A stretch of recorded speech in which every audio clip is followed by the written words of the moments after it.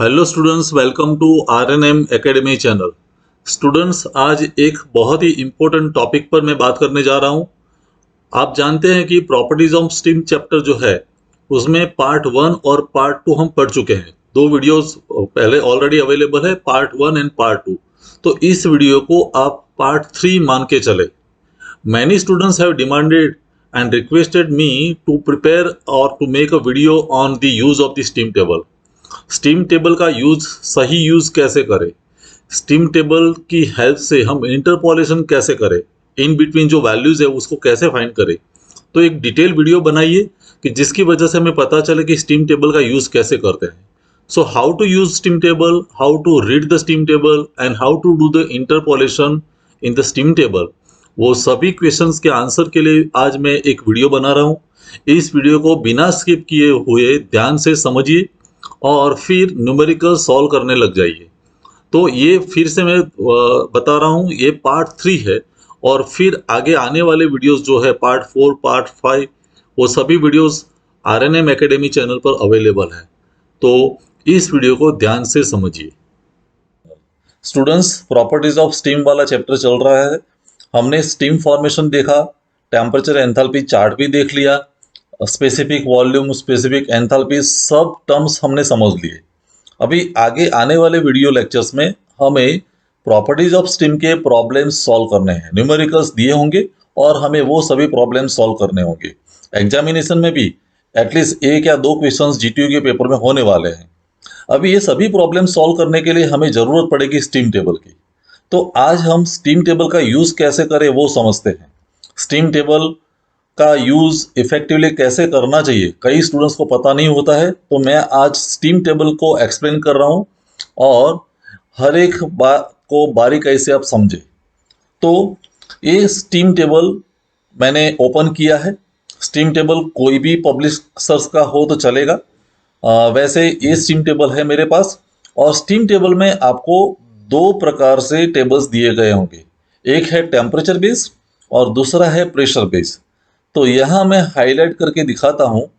ये जो है saturated water and steam, bracket में लिखा है टेम्परेचर टेबल्स, मीन्स ये स्टीम टेबल का बेस जो है वो टेम्परेचर बेस है, टेम्परेचर बेस पर टेबल है। कई बार न्यूमेरिकल्स में हमें temperature based steam table use करना होता है क्योंकि बेसिक जो डेटा दिया है उसमें टेम्परेचर होता है। तो टेम्परेचर के आधार पर सभी वैल्यूज फाइंड करनी पड़ती है। और कई बार हमें प्रेशर दिया होता है तो प्रेशर के बेस पर हमें सभी वैल्यूज फाइंड करनी पड़ती होती है। अभी टेम्परेचर की बात करते तो आप देख सकते हैं यहाँ शुरुआत की है 0 डिग्री सेंटीग्रेड टेम्परेचर से। ये 0 है, फिर धीरे धीरे टेम्परेचर बढ़ता जाता है 1, 2, 3, 4।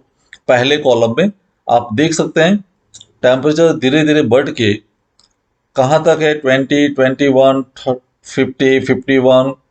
हम आगे कहाँ तक दिया होगा तो मैंने जो पहले वीडियो लेक्चर में बात की थी, इसके पहले वाले वीडियो लेक्चर में क्रिटिकल टेम्परेचर तक, तो क्रिटिकल टेम्परेचर तक ये टेम्परेचर दिया है 374.15 डिग्री सेंटीग्रेड।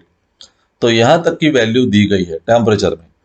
अभी बाकी कॉलम्स की बात करें तो इसमें देखो पास में ही दूसरा जो कॉलम है उसमें दिया है एब्सोल्यूट प्रेशर इन बार।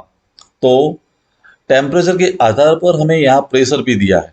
जब भी वो टेम्परेचर है उसके सामने उसका प्रेशर कितना होगा। फिर ये कॉलम में हमें दिया है specific volume in meter cube per kg. और स्पेसिफिक वॉल्यूम दो प्रकार के हैं, वाटर का मीन्स लिक्विड वीएफ और स्टीम का ड्राई सैचुरेटेड स्टीम है तो वीजी, वीएफ भी है और वीजी भी है। सिमिलरली स्पेसिफिक एंथैल्पी दी है अगले कॉलम में इन किलोजूल पर केजी। वो वाटर का मीन्स लिक्विड लाइन का है एचएफ, इन बिटवीन अगर है तो इवोपोरेशन वाला HFG, और स्टीम ड्राई सैचुरेटेड स्टीम बन जाती है तब वो HG। सिमिलरली स्पेसिफिक एंट्रोपी दी है किलोजूल पर केजी केल्विन। वाटर का है तो SF, इवोपोरेशन का है तो SFG और स्टीम ड्राई सैचुरेटेड स्टीम है तो SG। और फिर वही कॉलम दिया है जो टेम्परेचर पहले वाला था वो टेम्परेचर बेस। तो जो भी टेम्परेचर है उसके सामने हमें वैल्यू फाइंड करनी, तो कैसे फाइंड करेंगे। तो समझो कि 10 डिग्री सेंटीग्रेड टेम्परेचर है तो 10 डिग्री के सामने वाली सभी वैल्यूज हम लेंगे प्रॉब्लम के लिए। HF की वैल्यू नोट करेंगे, HFG की वैल्यू नोट करेंगे, वैसे दूसरी बात, आप जब एक टेम्परेचर बेस देखते हैं स्टीम टेबल, तो देखिए जैसे जैसे टेम्परेचर बढ़ता जाता है आप देख सकते हैं एच एफ जी की वैल्यू कम होती जा रही है। टेम्परेचर के साथ साथ ये प्रेशर की भी बात करते हैं, तो प्रेशर जैसे टेम्परेचर बढ़ता है तो प्रेशर बढ़ता है। 0.00611 है, यहाँ 0.00657। तो जैसे टेम्परेचर बढ़ा प्रेशर बढ़ता जाता है। और समझो कि हमारा 100 डिग्री सेंटीग्रेड है, तो यहाँ दिया होगा 100 डिग्री सेंटीग्रेड, तो सामने जो प्रेशर है वो 1.013 बार मीन्स एटमॉस्फेरिक प्रेशर है। कहने का मतलब एटमॉस्फेरिक प्रेशर के सामने जो टेम्परेचर सैचुरेशन टेम्परेचर है वो 100 डिग्री है। दूसरी ये बात आप देख सकते हैं कि एच एफ जी की वैल्यू टेम्परेचर बढ़ने के साथ वैल्यू कम होती जा रही है। पहले 2501 है, फिर 2499 हुई। तो जैसे जैसे टेम्परेचर में इंक्रीज हुआ, बढ़ोतरी हुई, तो ये एच एफ जी की वैल्यू कम होती जा रही है। और आप देख सकते हैं जब हम क्रिटिकल टेम्परेचर पर पहुंचते हैं, फाइनल टेम्परेचर जो 374 है देखिए, तो उस वक्त एच एफ जी की वैल्यू जीरो है। Latent heat of evaporation zero हो जाती है, मीन्स वहां हीट सप्लाइड जीरो होती है। तो ये बात आपको समझनी जरूरी है। तो ये पहला पार्ट जो स्टीम टेबल का है वो टेम्परेचर बेस्ड है, वो आप इजीली समझ सकते हैं। जनरली जो न्यूमेरिकल्स में हम ज़्यादा यूज करते हैं वो प्रेशर बेस्ड है। तो दूसरा टेबल भी दिया है स्टीम टेबल में table 2, saturated water and steam pressure table, sorry, saturated water and steam pressure tables.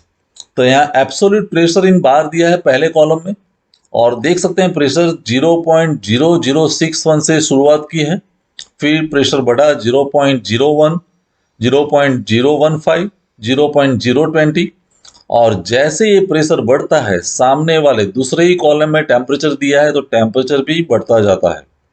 कहने का मतलब ये प्रेशर पर बॉइलिंग टेम्परेचर जो है वो सैचुरेशन टेम्परेचर है 26.69 डिग्री सेंटीग्रेड ऐसे।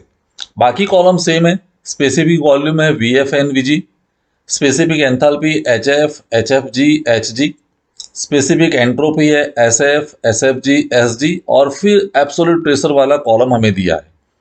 तो जैसे पहले कॉलम में प्रेशर बढ़ता जाता है, समझो कि हमारा एटमॉस्फेरिक प्रेशर है, तो एटमॉस्फेरिक प्रेशर वाला मैं दिखाऊं तो यहाँ है 1.01325, अलग से 1 के बाद दिया है 1.01325, वो एटमॉस्फेरिक प्रेशर है। और एटमॉस्फेरिक प्रेशर के पास में ही जो सैचुरेशन टेम्परेचर है वो 100 है। कहने का मतलब एटमॉस्फेरिक प्रेशर पर वाटर का बॉइलिंग टेम्परेचर 100 है। अभी ये प्रेशर जैसे बढ़ा तो बॉइलिंग टेम्परेचर भी बढ़ता जाता है, 101 हुआ, 102 हुआ, तो टेम्परेचर सैचुरेशन टेम्परेचर भी इंक्रीज होता है, वो बात हमें समझनी चाहिए। साथ में जो एच एफ जी की वैल्यू है वो कम होती जा रही है। Latent heat of evaporation H F जी की वैल्यू यहाँ 2281.4 है, फिर 2279.5 हुई। तो यहाँ ये कॉलम में आप देखेंगे तो जैसे टेम्परेचर एंड प्रेशर बढ़ा तो एच एफ जी की वैल्यू कम होती जा रही है। और एक कम होते होते एक टाइम ऐसा आता है या एक पॉइंट ऐसा मिलता है जहाँ ये एच एफ जी की वैल्यू जीरो होती है। तो आप देखें एच एफ जी कम होते होते एच एफ जी की वैल्यू जीरो कब होती है, यहाँ जीरो हो जाती है। ये एच एफ जी की वैल्यू जीरो है। और एच एफ जी की वैल्यू जीरो कब है, जब प्रेशर हमारा 221.2 बार है। वो इसके पहले वाले वीडियो में मैंने बात की थी, ये क्रिटिकल प्रेशर है। क्रिटिकल पॉइंट पर जो टेम्परेचर और प्रेशर मिलता है उसको हम critical pressure and critical temperature कहते हैं। तो ये क्रिटिकल प्रेशर कितना है, 221.2 बार। इतना प्रेशर जब बढ़ता है और इस प्रेशर पर जब हम बॉइलिंग करते हैं तो एच एफ जी हमें जीरो मिलता है, latent heat of evaporation zero है। और उस वक्त जो सैचुरेशन टेम्परेचर है वो है 374.15। तो इसके आधार पर, प्रेशर के आधार पर हम बाकी की सभी वैल्यू नोट कर सकते हैं। एक एक बात है, कई बार क्वेश्चन ये होता है स्टूडेंट्स को, समझो कि हमें कोई प्रेशर दिया है, एज फॉर एग्जांपल मुझे दिया है 10 बार प्रेशर। तो 10 बार के सामने जो भी वैल्यूज है वो वैल्यूज हम नोट करेंगे और वही वैल्यूज का हम न्यूमेरिकल में इस्तेमाल करेंगे। फिर 10.5 है। क्वेश्चन ये बनता है कि 10 और 10.5 के बीच का कोई प्रेशर मुझे दिया है, समझो कि 10.2 है, तो हम वैल्यूज कैसे फाइंड करेंगे? तो वो वैल्यूज फाइंड करेंगे इंटरपोलेशन की मदद से। हमारा प्रेशर 10 भी नहीं है, 10.5 भी नहीं है, लेकिन 10.2 है। तो 10.2 पर वैल्यूज हम फाइंड करेंगे इंटरपोलेशन की मदद से। और इंटरपोलेशन कैसे होता है वो मैं अगले न्यूमेरिकल्स में, जब भी अगले वीडियोस आने वाले हैं उसमें मैं एक्सप्लेन करने वाला हूँ कैसे हम इंटरपोलेशन की हेल्प से रिलेटेड वैल्यूज फाइंड कर सकते हैं। तो किस प्रकार का न्यूमेरिकल में वैल्यू दिया है? अगर बेसिक वैल्यू टेम्परेचर है तो हम टेम्परेचर बेस्ड स्टीम टेबल का यूज करेंगे। प्रेशर दिया है तो प्रेशर बेस्ड स्टीम टेबल का यूज करेंगे, वैल्यूज फाइंड करेंगे। अगर इन बिटवीन वैल्यू है तो हम इंटरपोलेशन की हेल्प लेंगे और सभी वैल्यू इंसर्ट करके हम फाइनल आंसर फाइंड करेंगे। कई बार एग्जामिनेशन में प्रॉपर्टीज ऑफ स्टीम का प्रॉब्लम ऐसे दिया जाता है कि जहां वैल्यूज डायरेक्टली अवेलेबल नहीं है स्टीम टेबल में। जैसे स्टीम टेबल में सभी वैल्यूज है, लेकिन डेटा ऐसे दिया जाता है प्रॉब्लम का कि जहां डायरेक्ट वैल्यू अवेलेबल नहीं होगी और आपको फाइंड करनी पड़ेगी। तो इन बिटवीन कोई वैल्यू है तो हम कैसे फाइंड करेंगे? जैसे यहाँ एक प्रॉब्लम मैंने लिया है, find out the value of VG at the pressure of 10.3 bar. अभी जब आप स्टीम टेबल देखेंगे तो 10 बार का प्रेशर है और 10.5 बार का प्रेशर है, और कॉरस्पॉन्डिंग वैल्यू सभी अवेलेबल है, T S, V F, we ji, H F, H F G, H जी। लेकिन इन बिटवीन जो वैल्यू है 10.3 बार, तो उसकी तो वैल्यूज हमें अवेलेबल नहीं है। तो 10.3 बार के लिए सभी वैल्यूज हमें फाइंड करनी पड़ेगी, और वो वैल्यूज फाइंड करने के लिए जो मेथड हम यूज करते हैं उस मेथड का नाम है इंटरपोलेशन। तो इंटरपोलेशन की मदद से हम ये सभी वैल्यूज फाइंड कर सकते हैं। जैसे अभी मैं एक वैल्यू के लिए आपको ये मेथड दिखाता हूँ, उसी मेथड का यूज करके सभी वैल्यूज आप फाइंड कर सकते हैं। तो अभी हमें वीजी फाइंड करना है। 10 बार पर वीजी है 0.19430, 10.5 पर है 0.18548। तो इन बिटवीन 10.3 है या 10.2 है, कोई भी वैल्यू है, तो उस पर हमें वीजी कैसे फाइंड करना। तो वीजी डिसाइड करने के लिए जो मेथड हम यूज करते हैं इंटरपोलेशन, वो मैं एक्सप्लेन कर रहा हूं। जैसे हमने वैल्यूज लिख दी, प्रेशर P है, तो 10 बार पर हमें वैल्यू दी है स्टीम टेबल में 0.19430, 10.5 पर वैल्यू दी है 0.18548, 10.3 पर वैल्यू मुझे पता नहीं है तो वो उसको मैं मान लेता हूं x वैल्यू है, अननोन वैल्यू जिसको हम x कहेंगे। तो हम फॉर्मूला कैसे रख सकते हैं? पहले जो दो नॉन वैल्यूज है वो हम न्यूमरेटर में लिखेंगे। देखिए 10.5 माइनस 10, ये दोनों नॉन वैल्यूज है, 10.5 भी पता है, 10 भी पता है। डिनोमिनेटर में मैं अननोन वैल्यू को लिंक करता हूं। जैसे 10.5 तो पहला वैल्यू रहेगा, लेकिन 10.3 के लिए मुझे डिसाइड करना है तो माइनस 10.3। ये रेशियो आपको पता होना चाहिए, या रेशियो समझ में आना चाहिए। कैसे लिखा? दो नॉन वैल्यूज, फिर नॉन वैल्यूज के साथ अननोन वैल्यू को मैंने लिंक किया, इज इक्वल टू दूसरे साइड कॉरस्पॉन्डिंग वैल्यू लिखेंगे। 10.5 के सामने ये वीजी कितना है? 0.18548। 10 के सामने 0.19430। वैसे 10.5 के सामने वीजी है 0.18548, और 10.3 के सामने अननोन है वो x है। तो ऐसे एक इक्वेशन हमने फॉर्म कर दिया। फिर हम वैल्यू रखेंगे। 10.5 माइनस 10 मीन्स 0.5, 10.5 माइनस 10.3 मीन्स 0.2। यहाँ जो सब्सट्रैक्शन मिलेगा वो माइनस वैल्यू आएगा, और नीचे जो वैल्यू है x के साथ वो वैसे ही रखा। इसका रेशियो का वैल्यू आया 2.5। यहाँ मैं वैल्यू नेगेटिव है तो मैं पॉजिटिव कर देता हूं, तो दोनों का मीन्स हम रिवर्ट कर देते हैं, तो ये पॉजिटिव वैल्यू हो गया, और नीचे भी x माइनस 0.18548 हो गया, और उस पर से x minus 0.18548 is equal to 0.00882 divided by 2.5। और उस पर से हमें x की वैल्यू मिली 0.00882 डिवाइडेड बाई 2.5 प्लस 0.18548। और कैलकुलेटर की हेल्प से जब x की वैल्यू डिसाइड करेंगे तो वो होगी x is equal to 0.18900 metre cube per KG. तो जो वैल्यू अननोन थी वो वैल्यू हमने फाइंड कर दी और हेल्प ली हमने इंटरपोलेशन की। तो इंटरपोलेशन में हमें याद क्या रखना है, पहले दो नॉन वैल्यूज ले लो और सामने कॉरस्पॉन्डिंग वैल्यूज लिख दो। दूसरा जो पार्ट आएगा उससे अननोन वैल्यू को लिंक कर दो और उस पर से आपको अननोन वैल्यू फाइंड कर अननोन वैल्यूज हमें मिल जाएगी।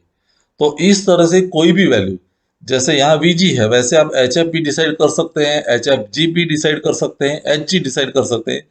10 के सामने HF लिख दो, 10.5 के सामने HF लिख दो और 10.3 के सामने X कर दो और वैसे आपको HF मिल जाएगा, वैसे HFG मिल जाएगा। तो एक सिंपल केस मैंने लिया है VG वाला और उसी ढंग से आप कोई भी वैल्यू फाइंड कर सकते हैं इंटरपोलेशन की, और इसीलिए मैंने ये एक वीडियो बना के आपको एक्सप्लेन किया है। आई होप ये बात मेरी समझ में आई होगी आपको। अगले वीडियो में हम कोई एक और प्रॉब्लम के साथ मिलेंगे। Thank you for watching, thank you very much. अगर आपको ये वीडियो पसंद आया है और आप मेरे चैनल पर नए हैं तो प्लीज मेरे चैनल को लाइक कीजिए, शेयर कीजिए और सब्सक्राइब जरूर कीजिए। Thank you very much.